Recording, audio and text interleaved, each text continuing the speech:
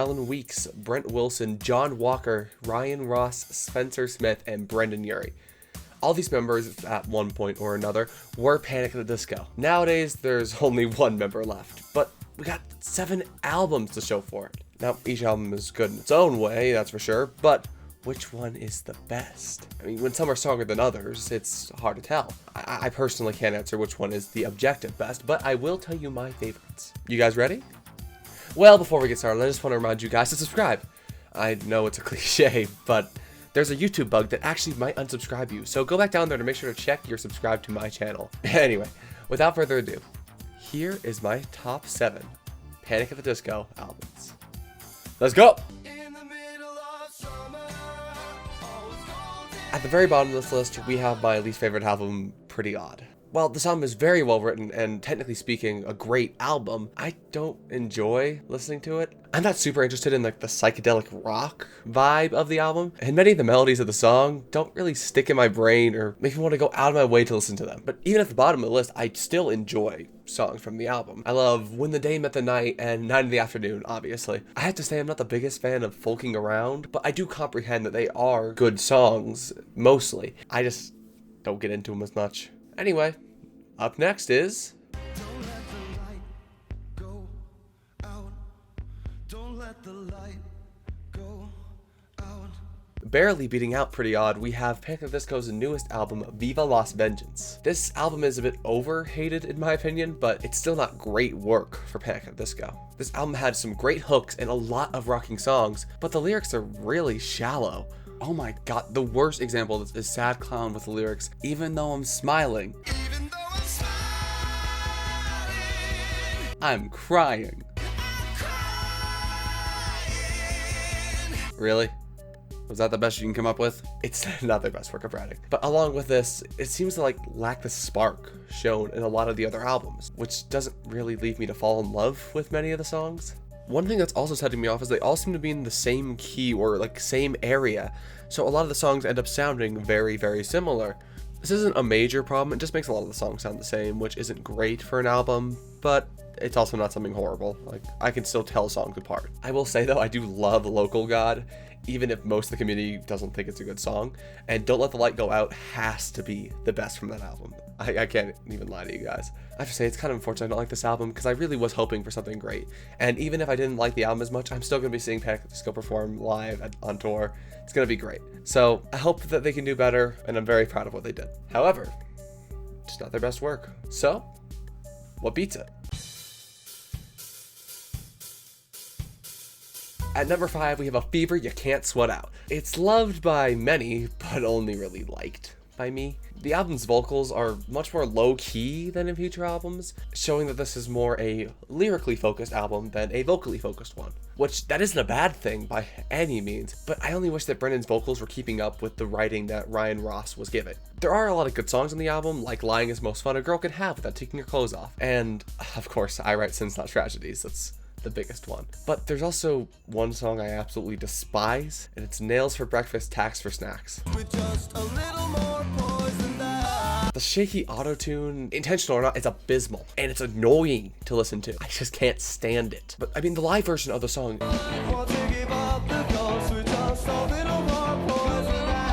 is pretty good, so I don't understand why they kept the auto-tune there. I digress. The album is pretty good, it just has a few issues, and it was a great start for the band, just not my favorite. I'm probably gonna get a bit of hate for that one since everyone seems to love that album, but trust me, if you love that album, that's your favorite one, no hate to you at all, just not my favorite. What's up next then?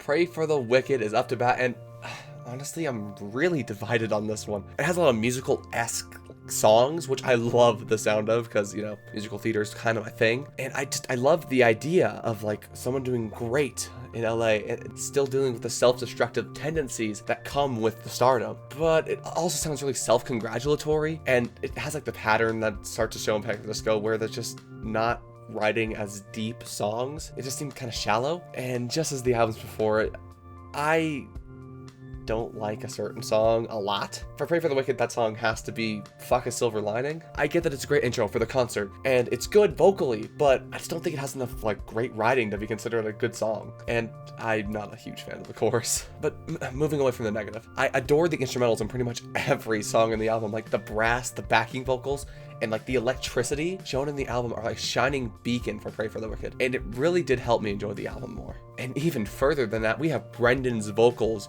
Oh, he was starring the show and basking in that spotlight the entire time. But my favorite song is complete opposite of that, interestingly enough. It's Dying in LA.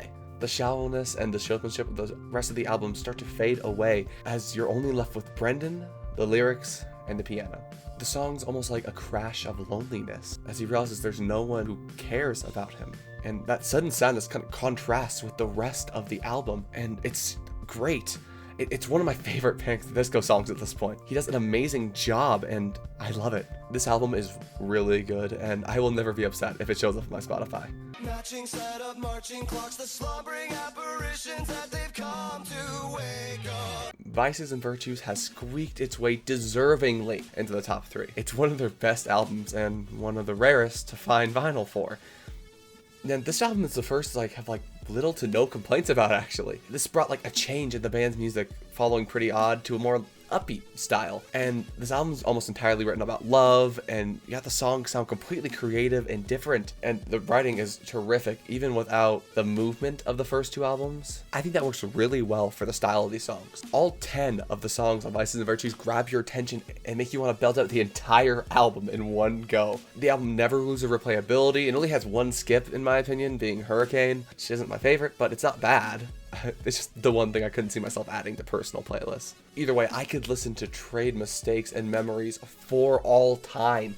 They are so well written, they have really good choruses, and they just sit in my head rent-free. It's an amazing album, and I love listening to it.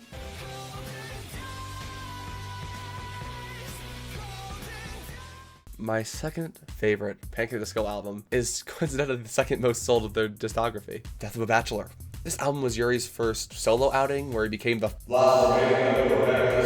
and for his first fully solo album, he knocks it out of the park. The lyrics in this album, while simpler than what you might have seen in Pretty Odd and A Fever You Can't Sweat Out, have deeper meaning and take interpretation to understand. And the sound, oh baby, the sound. It's never consistent, but each track is its own track, Within seconds, you can figure out which one is which, and they're all bops. Well, generally pop rock and alternative style. He also dips into Sinatra-esque songs, and he rocks them. I could listen to this whole album over and over and over again and enjoy every single word it says. It has the sporadicness of A Fever You Can't Sweat Out, and it feels more mature and elegant than it at the same time. I adore this album, and I really hope Panic! At the Disco puts out more music like this kind of stuff. It's just so much fun to listen to. Anyway, if you've been paying attention, you'll figure out what my favorite album is, but I want you to keep an open mind.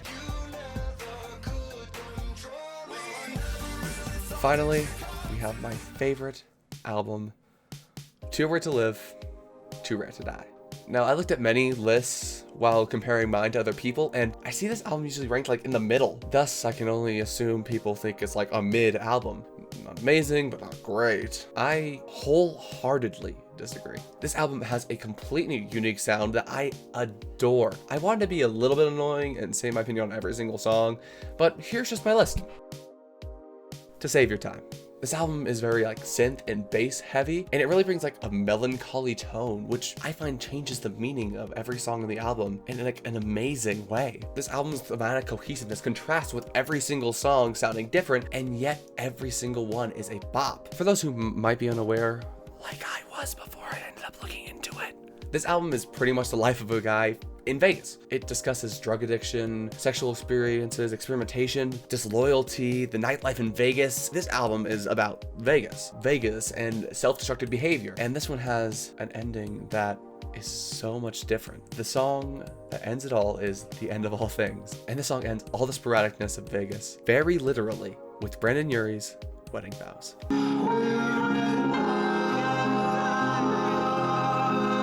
It's completely different than what anyone would have probably expected, and I kind of love it. This album has some of the best Panic! At the Disco songs I've heard, and definitely has the catchiest ones. This is gospel, Miss Jackson, Girls, Girls, Boys, Nicotine. Every single one is catchy. It's some of my favorite work of the band. Lyrics-wise, Panic! Does a great job at mixing depth, interpretation, and catchiness into this nice little balancing act, which works out really well. I really hope to get more songs like this, and I'm super excited to see what Panic! At the Disco does in the future. I just hope that they keep playing around with all these styles, and we find amazing differences in every single one. Do you agree with my list? Leave your personal list, opinions, and questions down in the comments. I make sure to read every single comment, and I'll be seeing what you guys say. Now, shut up and go to bed. Viva Las Doctro.